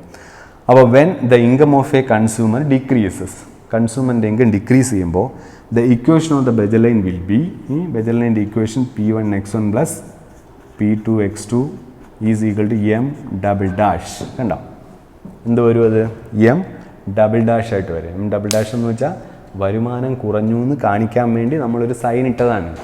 ഓക്കെ, ഇവിടെ എം ഡാഷ് അല്ലേ ഇട്ടുള്ളൂ, ഇത് വരുമാനം കൂടിയെന്ന് കാണിക്കാനാണ്. ഇത് നമ്മുടെ വരുമാനം 500-ൽ നിന്ന് 1000 ആയപ്പോൾ ഈ 500-ൽ നിന്ന് 250 ആവുന്നതാണ് ഈ കഥ. ഓക്കെ, 500-ൽ നിന്ന് 1000 ആവുന്നതാണ് ഇത്, 500-ൽ നിന്ന് 250 ആവുന്നതാണ് ഇത്. വരുമാനം കുറഞ്ഞു. അപ്പോൾ എന്ത് പറയണം? When the income of a consumer എന്ത് ചെയ്തു? ഡിക്രീസസ്. കൺസ്യൂമറിൻ്റെ ഇൻകം എന്ത് ചെയ്യുമ്പോൾ? കുറയുമ്പോൾ ദ ഇക്വേഷൻ ഓഫ് ദ ബെജൽ ലൈൻ വിൽ ബി, ബെജൽ ലൈൻ്റെ ഇക്വേഷൻ എന്താവും? P1x1 plus P2x2 is equal to M double dash. Okay, ഇനി ഗ്രാഫാണ് വരയ്ക്കാൻ പോണേ. ഇവിടെ വരച്ച പോലെ ഇവിടെയും ഗ്രാഫ് വരയ്ക്കും. അപ്പോൾ ഗ്രാഫ് വരയ്ക്കുമ്പം ഇതിനും പ്രത്യേകിച്ച് ഒരു അളവൊന്നും നമുക്ക് ബാധകമല്ല. ആദ്യമേ ഇങ്ങനൊരു എന്താണ് സ്ട്രെയിറ്റ് ലൈനായിട്ട് ഇടുക. എന്നിട്ട് ഇവിടെ M/P2 എന്നും ഇവിടെ M/P1 എഴുതുക. ഇവിടെ ഗുഡ് 1, ഇവിടെ ഗുഡ് 2. അപ്പോൾ നമുക്ക് എന്താ കാണിക്കേണ്ടത്? ഇവിടെ വരുമാനം കുറഞ്ഞില്ലേ? വരുമാനം കുറയുമ്പോൾ നമുക്ക് എന്ത് ചെയ്യണം? ഈ ഗ്രാഫ് അകത്തോട്ട് പോകണം. വരുമാനം കുറയുമ്പോൾ അയാൾ കുറച്ച് വാങ്ങിക്കും. നമ്മുടെ കയ്യിൽ പണം കുറയുമ്പോൾ നമ്മൾ സാധനം കുറച്ച് വാങ്ങിക്കും. ഓക്കെ, ഇപ്പം കൊറോണയൊക്കെ വന്നപ്പോൾ നമ്മൾ സാധനം പർച്ചേസ് കുറഞ്ഞില്ലേ? അതേപോലെ വരുമാനം കുറയുമ്പോൾ നമ്മൾ ഈ ലൈൻ അകത്തിടണം. അകത്തൊരു പാരലൽ ലൈനാണ്. പാരലായിട്ട് ഒരു ലൈൻ ഇടണം. എന്നിട്ട് ഇവിടെ എഴുതേണ്ടത് M double dash by P2. അതെന്തിനാണ് അങ്ങനെ എഴുതുന്നത്? അങ്ങനെ എഴുതുന്ന കാരണം എന്താ? വരുമാനം കുറഞ്ഞു എന്ന് കാണിക്കാനാണ്. അതേപോലെ ഇവിടെ എന്തെഴുതണം? M double dash by P1 ഉണ്ടോ? M double dash by P1 എന്ന് ഇവിടെ എഴുതണം, ആ ഡോട്ടർ ലൈനിൽ. ഓക്കെ, എന്നിട്ട് ഇങ്ങോട്ടൊരു ആരോ മാർക്കും കൊടുക്കണം. അപ്പോൾ അവിടെ പറയേണ്ടത് അതാണ്, when the income of a consumer എന്ത് ചെയ്യുമ്പോൾ? ഡിക്രീസസ്, കുറയുമ്പോൾ ദ ഇക്വേഷൻ ഓഫ് ദ ബെജൽ line will be P1x1 plus P2x2 is equal to എന്താണ്? M double dash. ഇനി അടുത്ത sentence, the graph of the ബെജൽ ലൈൻ എന്താണ്? Shift to leftward. Okay, leftwards or inwards, അകത്തോട്ടോ എന്ത് ചെയ്യും? എന്താണ് ലെഫ്റ്റ് വേർഡ്സ്? ഇടത്തോട്ടോ അകത്തോട്ടോ പോകും. ലെഫ്റ്റ് വേർഡ്സ് ഓർ ഇൻവേർഡ്സ് ഇടത്തേക്ക് പോകും. ഉണ്ടോ? അപ്പോൾ എന്ത് പറഞ്ഞു? When the income of a consumer increases the equation of the ബെജൽ line will be P1x1 plus P2x2 is equal to M double dash. The എന്തുവാണ്? ഗ്രാഫ് ഓഫ് ദ ബെജൽ line shift to leftwards or inwards. അപ്പോൾ അതിൻ്റെ vertical ഇൻ്റർസെപ്റ്റും അകത്തോട്ട് പോവും, അതിൻ്റെ horizontal ഇൻ്റർസെപ്റ്റും അകത്തോട്ട് പോവും. അപ്പോൾ അടുത്തതാണ്ട് ഹൊറിസോണ്ടൽ ഇൻ്റർസെപ്റ്റ് എന്ത് ചെയ്യും? ഡിക്രീസ് ചെയ്യും. മറ്റേതിൽ ഇൻക്രീസ് ചെയ്യപ്പോൾ ഇതിനകത്ത് ഡിക്രീസ് ചെയ്യും. എന്നാണ്ട് ഇങ്ങോട്ട് പോയില്ലേ? അടുത്ത വെർട്ടിക്കൽ ഇൻ്റർസെപ്റ്റ് എന്ത് ചെയ്യും? ഡിക്രീസ് ചെയ്യും. ഓക്കെ, ഇവിടെ താഴോട്ട് പോയി. അടുത്ത സ്ലോപ്പ് ഓഫ് ദ ബെജൽ ലൈൻ. ഇപ്പോൾ ഇതും പാരലാണ്. അകത്തോട്ട് പോയാലും പാരൽ ലൈൻ ആയതുകൊണ്ട് സ്ലോപ്പിന് എന്തില്ല? മാറ്റമില്ല. ഇതും പാരലല്ലേ? പാരലായതുകൊണ്ട് മാറ്റമില്ല. മാറ്റം വരണമെങ്കിൽ ഇതാണ്ട് ഇങ്ങനെ സംഭവിക്കണം. എന്നാണ്ട് ഇവിടെ ഇട്ടേക്കുന്നുണ്ടാവും, ഇതേപോലെ വരണം. ഒരു പോയിന്റിൽ നിന്ന് തന്നെ ഇതിങ്ങനെ തുടങ്ങണം, എന്നാലേ സ്ലോപ്പിന് വ്യത്യാസം വരും. അപ്പോൾ ഇവിടെ വ്യത്യാസമില്ല. അതുകൊണ്ട് ഇവിടെ എന്തെഴുതണം? Does not change. Okay, does not change എന്ന് എഴുതണം.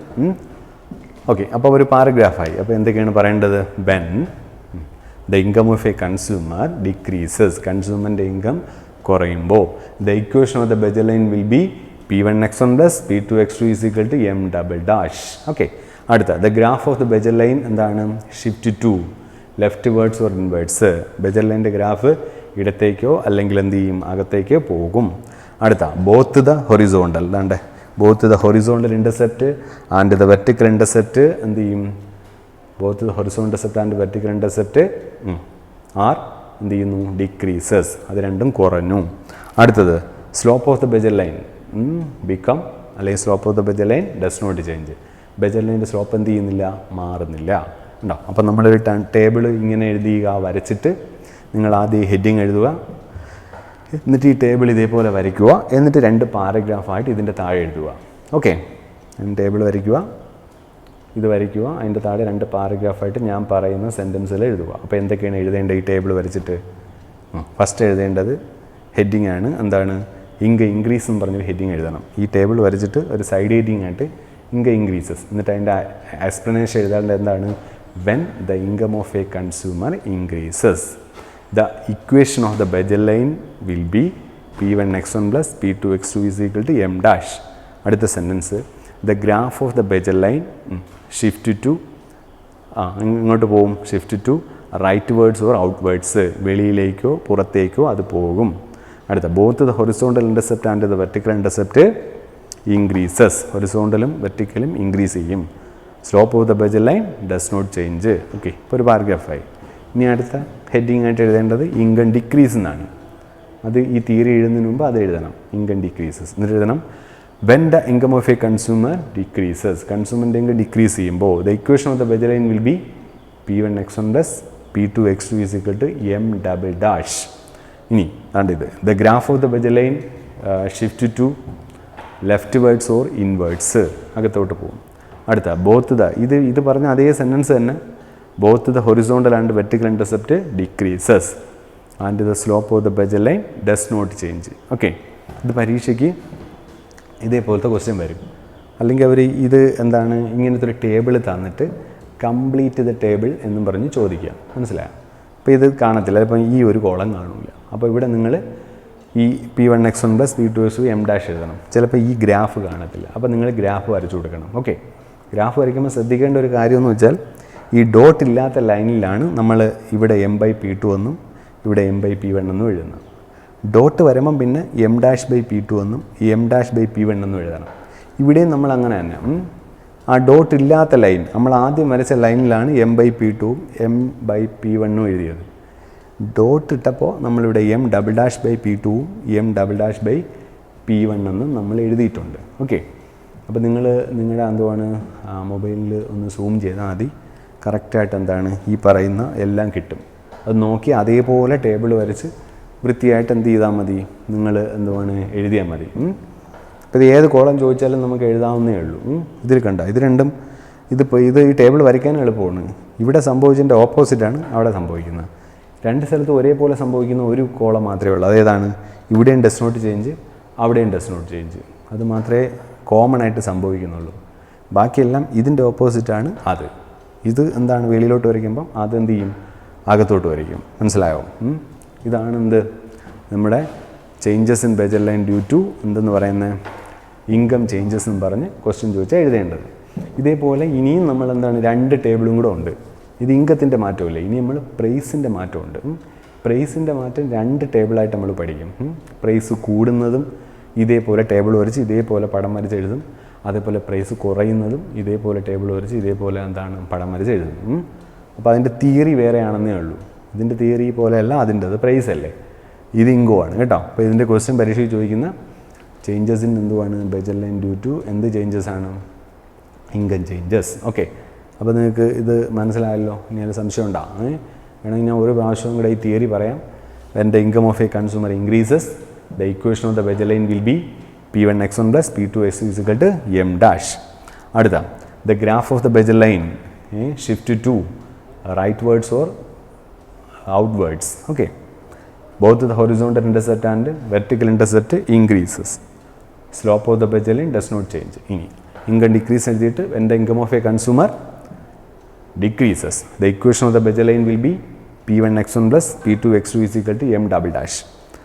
അടുത്ത, the graph of the bajette line shift to leftwards or inwards. Both the horizontal and vertical intercept decreases. Last point, the slope of the bajette line does not change. Okay, അപ്പോൾ ഇതാണ് നമ്മൾ changes in budget line എന്ന് പരീക്ഷയ്ക്ക് ചോദിക്കുമ്പോൾ ആൻസറായിട്ട് എഴുതേണ്ടത്. Complete the table എന്ന് ചോദിച്ചാൽ എന്ത് ചെയ്യാം, ഇത് എഴുതാം. അപ്പോൾ ഓക്കെ, അപ്പോൾ നമ്മൾ എന്താണ് നേരത്തെ പഠിച്ചത്, changes in budget line due to income changes ആയിരുന്നു കേട്ടോ. ഇനി നമ്മൾ പഠിക്കുന്ന changes in budget line due to price changes ആണ്. കണ്ടോ, അവിടെ നമ്മൾ ബ്രാക്കറ്റിനകത്ത് പ്രൈസ് ചേഞ്ചസ് ഇരിക്കുന്നുണ്ടോ. ടേബിൾ അതേപോലെ തന്നെ, ടേബിളിൽ ഈ ഇവിടെയൊക്കെ എഴുതേണ്ടത് നേരത്തെ എഴുതി അതേപോലെ തന്നെ. ഇൻകം ചേഞ്ചസിൽ നമ്മൾ എന്തൊക്കെ എഴുതിയോ അതൊക്കെ തന്നെ എഴുതേണ്ടത്. പക്ഷേ ഇവിടെ എന്താണ് എഴുതേണ്ടത്, എന്താണ് ഈ പോയിൻ്റ് ഈ കോളത്തിൽ ചേഞ്ച് ചെയ്യേണ്ടത്. ഇൻകം മാറ്റിയിട്ട് അതേപോലെ ഇവിടെയും മാറ്റേണ്ടത്. Price of good one increase എന്ന് എഴുതണം. വേണ്ട, price of good one increases, അങ്ങനെയാണ് ആ കോളം എഴുതേണ്ടത് കേട്ടോ. അതിന് കാരണം നമ്മൾ ഒന്നാമത്തെ സാധനത്തിൻ്റെ കാര്യമാണ് പറയുന്നത്. വിലയാകുമ്പം രണ്ടിനും കൂടെ പറയണമല്ലേ, രണ്ട് സാധനമില്ലേ, അതുകൊണ്ട് price of good one increases ഇങ്ങനെ എഴുതണം. അതേപോലെ ഇവിടെയും എഴുതേണ്ടത് പ്രൈസ് ഓഫ്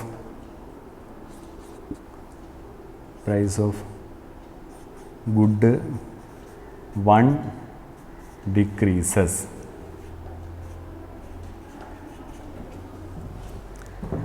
അല്ലാതെ ഇൻകം എഴുതിയ പോലെ ഇൻകം ഇൻക്രീസ് പോലെ പ്രൈസ് ഇൻക്രീസ് എഴുതി കൂടാ. ഒന്നാമത്തെ സാധനത്തിൻ്റെ വില കൂടുന്നെന്ന് എഴുതണം. Price of good one increases, അതേപോലെ price on good two decreases. Okay, അപ്പോൾ ഇവിടെ എഴുതേണ്ടത്, ഈ രണ്ടാമത്തെ ഇക്വേഷനിൽ എഴുതേണ്ടത് the equation of the budget line will be, price അല്ലേ കൂടുന്നത്, ഒന്നാമത്തെ സാധനത്തിൻ്റെ വിലയാണ് കൂടുന്നത്. അപ്പോൾ നേരത്തെ വരുമാനം കൂടിയതുകൊണ്ടാണ് നമ്മൾ എമ്മിൽ ഡാഷ് ഇട്ടതേ. ഇവിടെ ഒന്നാമത്തെ സാധനത്തിൻ്റെ വിലയാണ് കൂടുന്നത്, അപ്പോൾ ഡാഷ് ഇടേണ്ടത് ആ ഒന്നാമത്തെ സാധനത്തിൻ്റെ എന്തുവാണ് വിലയിലാണ്. അപ്പോൾ നമ്മളുടെ P1 ഡാഷ് എന്നാണ് ഇടുന്നത്. അതിന് കാരണം ഒന്നാമത്തെ സാധനത്തിൻ്റെ വിലയല്ലേ കൂടിയത്, അപ്പോൾ നമ്മൾ ഇടേണ്ടത് P1 ഡാഷ് ഇടണം. രണ്ടാമത്തെ സാധനത്തിൻ്റെ വിലയിരുന്നെങ്കിൽ P2 ഡാഷ് ഇടണം. എം കൂടിയിരുന്നെങ്കിൽ എമ്മിൽ ഡാഷ് ഇടണം. അപ്പോൾ ഇവിടെ എം ഡാഷ് വേണ്ട. ഇനി നമ്മൾ വരുമാനത്തിൻ്റെ കാര്യം പറയുന്നില്ലല്ലോ, നമ്മൾ പ്രൈസിൻ്റെ കാര്യമല്ലേ പറയുന്നുള്ളൂ. അപ്പോൾ അവിടെ എന്ത് മതി നമുക്ക്, P1 ഡാഷ് ഇടണം. അപ്പോൾ എന്താണ് അതിൻ്റെ തിയറി, എങ്ങനെയാണ് പറയുന്നത്, when the price of good one increases, ഒന്നാമത്തെ സാധനത്തിൻ്റെ വില കൂടുമ്പോൾ ഓക്കെ എന്ത് സംഭവിക്കും, ദ ഇക്വേഷൻ ഓഫ് ദ ബെജർ ലൈൻ വിൽ ബി, ബെജർ ലൈൻ്റെ equation P1 dash x1 plus P2 x2 is equal to m. Okay, ഇനി അടുത്തത് ഗ്രാഫ് ഓഫ് ദി ബെജർ ലൈനാണ്. ആ ഗ്രാഫ് ഓഫ് ദി ബെജർ ലൈനിൽ സംഭവിക്കുന്നതാണ് നമ്മൾ ഇനി വരയ്ക്കാൻ പോകുന്നത്. ഓക്കെ, അപ്പോൾ ഇവിടെ ഗുഡ് 2, ഇവിടെ ഗുഡ് 2, ഇവിടെ ഗുഡ് 1. എക്സ് അക്ഷത്തിൽ ഗുഡ് 1ഉം എപ്പോഴും എക്സ് അക്ഷത്തിൽ ഗുഡ് 1ഉം വൈ അക്ഷത്തിൽ ഗുഡ് 2ഉം ആണ് വരുന്നത്. ഓക്കെ, അപ്പോൾ ആദ്യം നമ്മളൊരു എന്ത് ചെയ്യുക, ബെജർ ലൈൻ അങ്ങ് വരയ്ക്കുക. പ്രത്യേകിച്ച് അളവൊന്നും വേണ്ട, ഇങ്ങനൊരു ബെജർ ലൈൻ വരയ്ക്കുക. ഇവിടെ എഴുതേണ്ടത് M/P2 എന്നും ഇവിടെ എഴുതേണ്ടത് M/P1 എന്നുമാണ് എഴുതേണ്ട. ഓക്കെ, അപ്പോൾ ഇനി നമുക്ക് എന്താണ് പഠിക്കാനുള്ളത്, വില കൂടുമ്പോൾ എന്ത് സംഭവിക്കും എന്നുള്ളതാണ് നമ്മൾ പഠിക്കാനുള്ളത്. വില കൂടുമ്പോൾ എന്ത് സംഭവിക്കും. അപ്പോൾ വില, ഒന്നാമത്തെ സാധനത്തിൻ്റെ വില കൂടിയാൽ നമ്മൾ ആ ഒന്നാമത്തെ സാധനം മാത്രം കുറച്ച് വാങ്ങിക്കും. നമ്മൾ ആപ്പിളും ഓറഞ്ചും വാങ്ങിക്കുന്നു വെച്ചോ, ആപ്പിളിൻ്റെ വിലയാണ് കൂടുന്നെങ്കിൽ ആപ്പിൾ നമ്മൾ കുറച്ച് വാങ്ങിക്കും, അതാണ് ഒന്നാമത്തെ സാധനം. ഓക്കെ, അതുകൊണ്ട് നമ്മൾ ആ സൈഡ് മാത്രം എന്ത് ചെയ്യുക, അകത്തോട്ട് വരിക. അപ്പോൾ അടുത്ത ഡോട്ടർ ലൈൻ ഇടുമ്പോൾ ആ ഡോട്ടർ ലൈനിൻ്റെ ഈ ഹൊറിസോണ്ടൽ സൈഡ് മാത്രം അകത്തോട്ട് പോവുക. മനസ്സിലായോ? ഡോട്ടർ ലൈനിൻ്റെ ഹൊറിസോണ്ടൽ സൈഡ് മാത്രം അകത്തോട്ട് പോകണം. അപ്പോൾ ഇവിടെ M/P1 ഡാഷ് എന്ന് വരും. ഓക്കെ, ഏത് സൈഡ് മാത്രം, ഹൊറിസോണ്ടൽ സൈഡ് മാത്രം. ഈ സൈഡിന് മാറ്റമില്ല. അതിന് കാരണം എന്തുവാണ്, നമ്മൾ ഒന്നാമത്തെ സാധനത്തിൻ്റെ വില കൂടുന്നതാണ് നമ്മൾ പറയുന്നത്. അപ്പോൾ രണ്ടാമത്തെ സാധനത്തിൻ്റെ ഏരിയയിൽ, ഈ ഏരിയയിൽ ഒന്നും ചെയ്യേണ്ട, അതങ്ങനെ തന്നെ ഇരുന്നാൽ മതി. ഓക്കെ, അപ്പോൾ price of good one increase ചെയ്യുമ്പോൾ ദ ഇക്വേഷൻ ഓഫ് ദ ബെജർ line will be P1 dash x1 plus P2 x2 is equal to m. അടുത്ത ഇവിടെ ഗ്രാഫ് ഓഫ് ദി ബെജർ ലൈൻ എന്ന് നമുക്ക് പറഞ്ഞുവിടാം. നമ്മൾ ഈ കോളത്തിൽ അങ്ങനെ എഴുതിയാലും നമ്മൾ തിയറി എഴുതുമ്പോൾ പറയേണ്ടത് the horizontal intercept of the graph of the ബെജർ line shift to leftwards or inwards, അങ്ങനെയാണ് പറയേണ്ടത്. എന്താണ്, the horizontal intercept of the graph of the ബെജർ line shift to leftwards or inwards. Okay, അപ്പോൾ ഇവിടെ M/P1 എന്നുള്ളത് ഈ daughter ലൈനിൽ M/P'1 എന്നാവും, അല്ലെങ്കിൽ P1 ഡാഷ് എന്നാവും. ഓക്കെ, അപ്പോൾ നമ്മൾ പറഞ്ഞു വരുന്നത് നിങ്ങൾക്ക് മനസ്സിലായല്ലേ. നമ്മൾ രണ്ട് സാധനം മേടിക്കുന്നു, അതിൽ ആപ്പിൾ ഓറഞ്ച് നമ്മൾ വാങ്ങിച്ചു, അതിൽ ആപ്പിളിൻ്റെ വിലയാണ് ഇപ്പോൾ എന്ത് സംഭവിക്കുന്നത്, കൂടുന്നത്. അപ്പോൾ ആപ്പിളിൻ്റെ വില കൂടിയാൽ നമ്മൾ ആപ്പിൾ വളരെ കുറച്ചേ പർച്ചേസ് ചെയ്യൂ. ഓക്കെ, അപ്പോൾ ആ സൈഡ് മാത്രമേ അകത്തോട്ട് പോകൂ. ഓറഞ്ചിൻ്റെ കാര്യത്തിൽ ഇത് ബാധകമല്ല. അതിൻ്റെ കാര്യം നമ്മളിപ്പോൾ ഇവിടെ പറയുന്നില്ല, ആപ്പിളിൻ്റെ കാര്യം മാത്രം. അപ്പോൾ ഈ സൈഡ് എന്ത് ചെയ്യും? ഇടത്തേക്ക് മാറും. ഹൊറിസോണ്ടൽ സൈഡ് മാത്രം, വെർട്ടിക്കൽ സൈഡ് മാറില്ല. അപ്പം എന്താണ് ആ സെൻറ്റൻസ് പറയേണ്ടത്? തിയറി എഴുതുമ്പോൾ എങ്ങനെ എഴുതേണ്ടത്? വെൻ എന്താണ് the price of good one increases. Good one ഒന്നാമത്തെ സാധനത്തിൻ്റെ വില കൂടുമ്പോൾ ദ ഇക്വേഷൻ ഓഫ് ദ ബെജർ line will be P1 dash x1 plus P2 x2 is equal to m. Okay, ഒരു സെൻറ്റൻസ് ആയി. അടുത്ത the horizontal intercept of the graph of the ബെജർ line shift to leftwards or inwards. Okay, ഇനി അടുത്ത horizontal ഇൻ്റർസെപ്റ്റിന് എന്ത് സംഭവിച്ചു എന്ന് എഴുതണം. ഹൊറിസോണ്ടൽ ഇൻ്റർസെപ്റ്റാണ് ഇത്. അപ്പോൾ ഇതകത്തോട്ട് ഇടത്തേക്ക് പോയല്ലോ, അതുകൊണ്ട് ഇവിടെ എന്തെഴുതണം? ഡിക്രീസസ് എന്ന് എഴുതണം. ഓക്കെ, അടുത്ത വെർട്ടിക്കൽ ഇൻ്റർസെപ്റ്റ് എന്ത് ചെയ്തു? ഈ സൈഡ് മാറുന്നില്ല, കണ്ടോ? ഇത് ഒരു പോയിൻ്റ് തന്നെ. രണ്ടാമത്തെ സാധനത്തിൻ്റെ കാര്യം നമ്മൾ പറയുന്നില്ല, ഒന്നും ഇവിടെ ഒരു മാറ്റവും ഇല്ല. അതുകൊണ്ട് ഇവിടെയാണ് എന്ത് എഴുതേണ്ടത്? Does not change. ഓക്കെ, അതിന് കാര്യം ഈ സൈഡ് മാറുന്നില്ല. അടുത്ത സ്ലോപ്പ് ഓഫ് ദി ബെജർ ലൈൻ. സ്ലോപ്പ് മാറിയ സ്ലോപ്പ് മാറും. അതിന് കാരണം എന്ന് വെച്ചാൽ നമ്മൾ എൻ്റെ ഇവിടെ ഒരു പടം നേരത്തെ വരച്ച് വെച്ചിരിക്കുന്നുണ്ടാ. ഇങ്ങോട്ട് മാറിയ എന്ത് ചെയ്യും? ഇപ്പോൾ ഈ ഡോട്ടൽ ലൈൻ അല്ലല്ലോ ഇപ്പം. അപ്പോൾ ഇങ്ങോട്ട് മാറുമ്പോൾ ഈ സൈഡ് മാത്രം മാറും, ഇത് മാറത്തില്ല. അപ്പോൾ ഇത് പാരലായിട്ടുള്ള എന്തല്ല, മൂവ്മെൻ്റ് അല്ല, പാരലല്ല. അതിന് കാര്യം ഇവിടെ ഒരു പോയിൻറ്റും ഇവിടെ 2 പോയിൻറ്റുമായി. അതേപോലെ ഇവിടെ അങ്ങനെയാണ്, ഇവിടെ ഒരു പോയിൻറ്റും ഇവിടെ 2 പോയിൻറ്റുമായി. അപ്പോൾ സ്ലോപ്പ് അകത്തോട്ട് പോയപ്പോൾ ഇത് കുത്തനെയുള്ള വരയായി, കുത്തനെയുള്ള വര. ഇത് ഫ്ലാറ്റ് ലൈനാണെങ്കിൽ അകത്തോട്ട് വരയ്ക്കുമ്പം അതെന്ത് ചെയ്യും? കുത്തനെയാവും. സ്റ്റീപ്പർ എന്നാണ് എൻ്റെ പേര്. അപ്പോൾ എന്തുവാണ്? സ്ലോപ്പ് ഓഫ് ദി ബെജർ ലൈൻ വിൽ ബിക്കം സ്റ്റീപ്പർ. ബെജർ ലൈനിൻ്റെ സ്ലോപ്പ് എന്തായി? സ്റ്റീപ്പറായി, കുത്തനെ ആയി. ഓക്കെ, അപ്പോൾ ഇപ്പോൾ ഒരു പാരഗ്രാഫായി. അപ്പോൾ എന്താണ് പറയേണ്ടത്? വെൻ ദി പ്രൈസ് ഓഫ് എന്താണ്? When the price of good one increases. When the price of good one increases, ഒരു കോമ ഇട്ട് എഴുതണം. ദ ഇക്വേഷൻ ഓഫ് ദ ബെജർ line will be P1 dash x1 plus P2 x2 is equal to m. Okay, അടുത്ത sentence the horizontal intercept of the graph of the ബെജർ line shift to leftwards or inwards. ഈ side മാത്രം മാറും. Okay, പിന്നെ നമുക്ക് both വെച്ച് പറയാൻ പറ്റത്തില്ല. നേരത്തെ സെൻറ്റൻസ് പറഞ്ഞ പോലെ ഇവിടെ പറയേണ്ടത് the horizontal intercept of the ബെജർ line decreases, the vertical intercept of the ബെജർ line does not change and the slope of the ബെജർ ലൈൻ വിൽ ബിക്കം സ്റ്റീപ്പർ. അങ്ങനെയാണ് എഴുതേണ്ട. ഇതാണ് പറഞ്ഞത്. ഹൊറിസോണ്ടൽ ഇൻ്റർസെപ്റ്റ് ഓഫ് ദി ബെജർ ലൈൻ ഡിക്രീസസ്, ഈ side കുറഞ്ഞു. വെർട്ടിക്കൽ ഇൻ്റർസെപ്റ്റ് ഓഫ് ദി ബെജർ ലൈൻ ഡസ് നോട്ട് ചേഞ്ച്, ഈ സൈഡ് മാറുന്നില്ല. And the slope of the ബെജർ ലൈൻ വിൽ ബിക്കം എന്തായി? സ്റ്റീപ്പർ. അതെന്തായി? കുത്തനെയായി. കണ്ടോ? അപ്പം നിങ്ങൾ മനസ്സിലാക്കേണ്ടത്, നമ്മൾ നേരത്തെ പഠിച്ച ഇൻകം ചേഞ്ചസിൽ കണ്ടോ, ഇൻകം ചേഞ്ചസിൽ ഈ 2 സൈഡ് ഒരേപോലെയാണ് മാറുന്നത്. പക്ഷേ പ്രൈസ് ചേഞ്ച് വരുമ്പം ഒരു സൈഡേ മാറും. അതിന് കാരണം നമ്മൾ ഒരു സാധനത്തിൻ്റെ വില കുറഞ്ഞ ആ സാധനമാണ് നമ്മൾ കുറച്ച് വാങ്ങിക്കുന്നത്, അല്ലാതെ മറ്റേ സാധനമല്ല. അതുകൊണ്ട് നമ്മൾ ഒരു സൈഡ് മാത്രമേ പറയൂ, ഹൊറിസോണ്ടൽ സൈഡ് മാത്രമേ ഇതിനകത്ത് പറയൂ. ഓക്കെ, അപ്പോൾ പിടികിട്ടിയല്ലോ. ഇനി അടുത്ത പറയാൻ പോണത് പ്രൈസ് ഓഫ് എന്താണ്? Good one decreases. അവിടെ പ്രൈസ് ഓഫ് ഗുഡ് 2 അല്ല, ഗുഡ് 1 തന്നെ. ആപ്പിളിൻ്റെ വില കൂടുന്നതാണ് പറഞ്ഞത്. ഇനി ആപ്പിളിൻ്റെ വില കുറഞ്ഞ എന്ത് സംഭവിക്കുന്നതാണ് നമ്മളിവിടെ പറയാൻ പോകുന്നത്. ഓക്കെ, അപ്പോൾ അവിടെ എന്തുവാണ് നമ്മൾ പറയാനുള്ളത്? When the price of good one decreases, ഒന്നാമത്തെ സാധനത്തിൻ്റെ വില കുറയുമ്പോൾ ദ ഇക്വേഷൻ ഓഫ് ദ ബെജർ ലൈൻ വിൽ ബി. അപ്പോൾ ഇക്വേഷൻ എന്താവും? എവിടെയാണ് ഇനി നമ്മൾ ഡബിൾ ഡാഷ് ഇടേണ്ടത്? അത് ഈ P1 തന്നെയാണ് ഡബിൾ ഡാഷ് ഇടേണ്ടത്. വില ഒന്നാമത്തെ സാധനത്തിൻ്റെ വില കൂടിയപ്പം P1 ഡാഷ്, ഒന്നാമത്തെ സാധനത്തിൻ്റെ വില കുറഞ്ഞപ്പോൾ P1 ഡബിൾ ഡാഷ്. ഓക്കെ, അപ്പോൾ എന്ത് പറയണം sentence? When the price of good one decreases the equation of the ബെജർ line will be P1 double dash x1 plus P2 x2 is equal to m. അങ്ങനെ പറയണം. ഒരു സെൻറ്റൻസ് ആയി. ഇനി അടുത്ത് നമ്മൾ നേരത്തെ പോലെ ഗ്രാഫ് വരയ്ക്കുകയാണേ. അപ്പോൾ ഈ ഗ്രാഫിൽ ഇവിടെ എന്ത് ചെയ്യും? ഗുഡ് 2, അതേപോലെ ഇവിടെ ഗുഡ് 1. അപ്പോൾ ആദ്യമേ നമ്മൾ എന്ത് ചെയ്യുക? ഒരു എന്താണ് ബെജർ ലൈൻ വരയ്ക്കുക.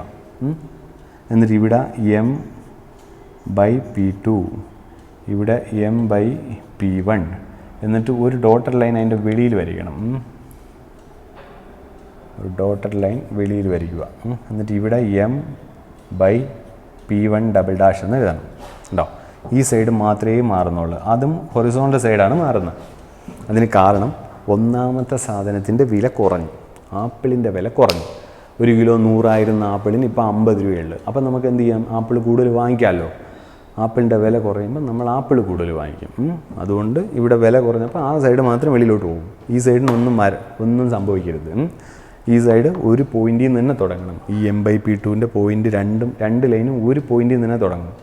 ഓക്കെ, അപ്പോൾ ഇപ്പം 2 സെൻറ്റൻസ് ആയി. എന്തൊക്കെയാണ് പറയേണ്ടത്? When the price of good one decreases, the equation of the Bechdel line will be എന്താണ്? P1 double dash x1 plus P2 x2 is equal to m. അടുത്ത the എന്തുവാണ്?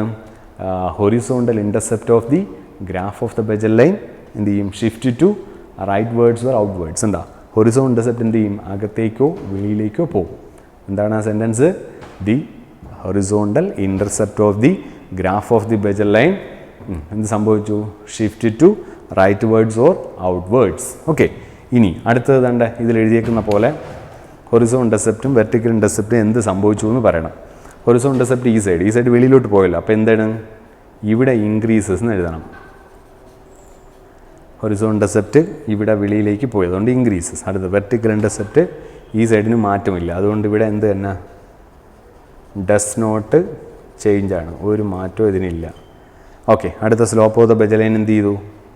സ്ലോപ്പ് ഇവിടെ മാറി. അതിന് കാര്യം ഇത് ഒരു ലൈൻ, ഇതതിൻ്റെ അപ്പുറത്തൂടെയാണ്, അപ്പോൾ അത് ഫ്ലാറ്റായി. അതുകൊണ്ട് ഇവിടെ എഴുതേണ്ടത് slope of the Bechdel line will become flatter. Okay, FLATTER, flatter. അപ്പോൾ ഒരു പാരഗ്രാഫായി. എന്തൊക്കെയാണ് പറയേണ്ടത്?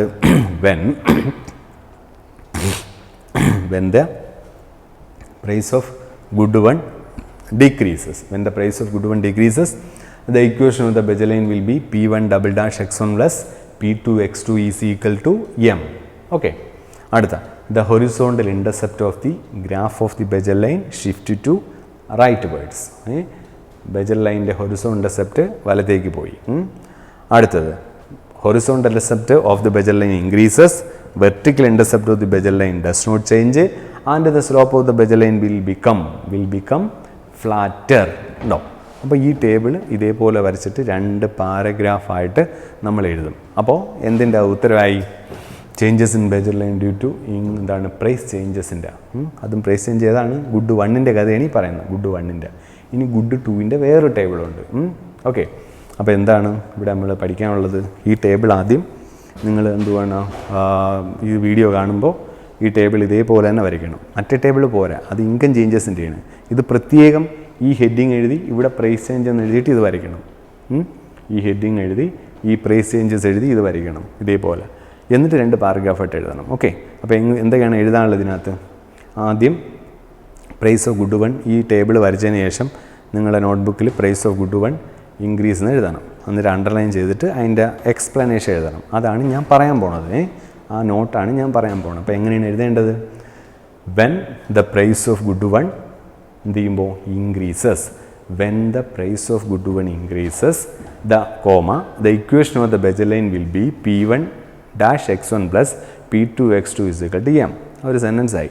അടുത്ത sentence the horizontal intercept of the graph of Bechdel line shift to leftwards or inwards. Okay, ഇനി അടുത്ത sentence horizontal intercept of the Bechdel line decreases, comma, vertical intercept of the Bechdel line does not change, comma idanda, and the slope of the Bechdel line become steeper, and the slope of the Bechdel line will become steeper. Okay, ഒന്നുകൂടെ പറയാം. When the price of good one increases, the equation of the Bechdel line will be P1 dash x1 plus P2 x2 is equal to m. The horizontal intercept of the graph of the Bechdel line shift to leftwards or inwards, horizontal intercept decreases, vertical intercept does not change, and the slope of the Bechdel line will become steeper. Okay, അപ്പോൾ ഒരു പാരഗ്രാഫായി ഉണ്ടോ? അപ്പോൾ ഈ table വരയ്ക്കുക, price of good one increase എന്നൊരു heading എഴുതുക, എന്നിട്ട് ഈ എക്സ്പ്ലനേഷൻ എഴുതുക. ഞാൻ ഇപ്പോൾ പറഞ്ഞത് അത് നിങ്ങൾ ചെറുതായിട്ടൊന്ന് പോസ് ചെയ്ത് നോക്കിയാൽ മതി വീഡിയോ. അപ്പോൾ നിങ്ങൾക്ക് സെൻറ്റൻസ് തെറ്റാതെ പതുക്കെ എഴുതാം. ഓക്കെ, അടുത്തത് പ്രൈസ് ഓഫ് ഗുഡ് വൺ ഡിക്രീസിൻ്റെ കാര്യമാണ് നമ്മൾ ഇനി പറയാൻ പോകുന്നത്. അപ്പോൾ എന്താണ് അടുത്ത സൈഡ് ഹെഡിങ് ആയിട്ട്? Price of good one decreases എന്ന് എഴുതണം. എന്നിട്ട് എഴുതേണ്ടത് when the price of good one decreases, good വണ്ണിൻ്റെ പ്രൈസ് എന്ത് ചെയ്യുമ്പോൾ കുറയുമ്പോൾ, when the price of good one decreases the equation of the Bechdel line will be P1 double dash x1 plus P2 x2 is equal to m. Okay, അടുത്ത the horizontal intercept of the graph of the ബെജൽ line shift to rightwards or outwards. അടുത്ത sentence horizontal intercept of the bezel line increases, comma, vertical intercept of the bezel line does not change and the slope of the bezel line will become flatter. Okay, അപ്പോൾ നിങ്ങൾ ഈ table നല്ലവണ്ണം വരച്ചിട്ട് മനസ്സിലാക്കുമ്പം തന്നെ ആ ടേബിളിലുള്ള കഥ തന്നെയാണ് നമ്മൾ താഴെ എഴുതുന്നത്. ഓക്കെ, അപ്പോൾ അങ്ങനെ എഴുതുമ്പോൾ നിങ്ങൾക്കിത് പെട്ടെന്ന് മനസ്സിലാവുകയും പഠിക്കാൻ എളുപ്പമാവുകയും ചെയ്യും. നിങ്ങളുടെ ബുക്കിൽ അങ്ങനെയല്ല കൊടുത്തിരിക്കുന്നത്. ബുക്കിലൊരു ടേബിൾ വരച്ചിട്ട് ആ ടേബിളിൽ ഇല്ലാത്ത കുറേ കാര്യങ്ങളുടെ ആ നോട്ടിൽ എഴുതിയിട്ടുണ്ട്. അപ്പോൾ നിങ്ങൾക്ക് കൺഫ്യൂഷൻ ആവും. പക്ഷെ നമുക്ക് നമ്മുടെ ഒരു 4 മാർക്കിന് ഇത് മതി, ഇതിൻ്റെ ആവശ്യമുള്ളൂ, ഇത്ര പഠിച്ചാൽ മതി. ഓക്കെ, അപ്പോൾ പരീക്ഷയ്ക്ക് ഇത് തന്നിട്ട് ഞാൻ നേരത്തെ പറഞ്ഞ പോലെ ചിലപ്പോൾ കംപ്ലീറ്റ് ഇത് ടേബിൾ എന്നും പറഞ്ഞ് തരും. ഇതിലേതെങ്കിലും എന്ത് ചെയ്യുക, കോളം, ഈ കോളം ചിലപ്പോൾ കാണത്തില്ല, അപ്പോൾ നിങ്ങളത് പൂരിപ്പിക്കുക. അപ്പോൾ ഇവിടെ ഗുഡ് 1ൻ്റെ കാര്യം വന്നുകൊണ്ടാണ് ഇവിടെ P1 ഇട്ടത്. ഓക്കെ, അപ്പോൾ ഏതാണോ ചേഞ്ച് വരുന്നത് അവിടെയാണ് ഡാഷ് വരാനുള്ളത്. P1 പ്രൈസ് ഓഫ് ഗുഡ് 1 ആണ് ഇൻക്രീസ് ചെയ്തെങ്കിൽ അവിടെയാണ് ഡാഷ്. ഇനി X1 ഇൻക്രീസ് ചെയ്ത് ഒന്നാമത്തെ സാധനത്തിൻ്റെ ക്വാണ്ടിറ്റി ഇൻക്രീസ് ചെയ്താൽ ഇവിടെയാണ് ഡാഷ്. ചോദ്യത്തിൽ അങ്ങനെ വരുമ്പോൾ ഇതിലല്ല.